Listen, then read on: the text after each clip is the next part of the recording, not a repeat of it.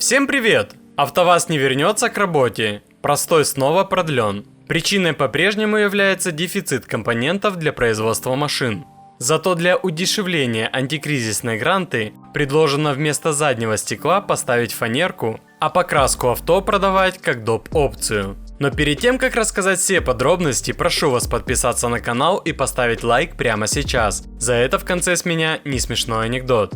Новый глава АвтоВАЗа Максим Соколов заявил о том, что Тольяттинская площадка вернется к работе в начале следующего месяца. Планировалось запустить производство с последующим восстановлением объемов.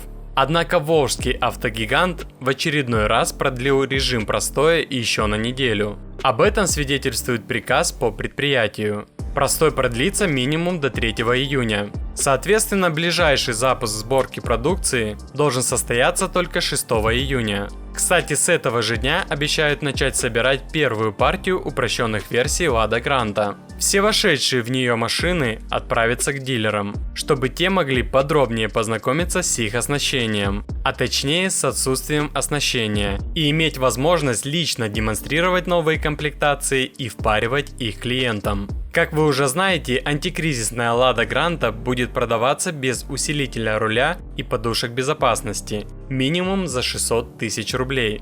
Так вот, для удешевления бомж-комплектации, вы в комментариях под прошлым видео предложили еще руль и стекла продавать как доп. Опцию. Также можно убрать двигатель и коробку, поставить звездочку, натянуть цепь и две педали. Еще можно сделать фанерный кузов с брезентовыми дверьми, а лучше в исполнении кабриолет без дверей и днища. Некоторые, чтобы удешевить Гранту, предлагают снять зеркало с пассажирской стороны, запаску можно поменять на тюбик клея, заменить инжектор на карбюратор и трамплер, подголовники и ремни безопасности – это вообще баловство. Надо еще вместо сидений табурет поставить и стекла из целлофана. Также обшивку салона убрать, ведь голый металл легче мыть. Ну и обещанная мною шутка юмора. Мужики, срочно нужна помощь. Друг купил билет на финальную игру Лиги Чемпионов в Милане 28 мая. Реал против Атлетико. Но проблема в том, что в эту субботу у него оказывается свадьба. Короче, он спрашивает, никто не хочет пожениться вместо него?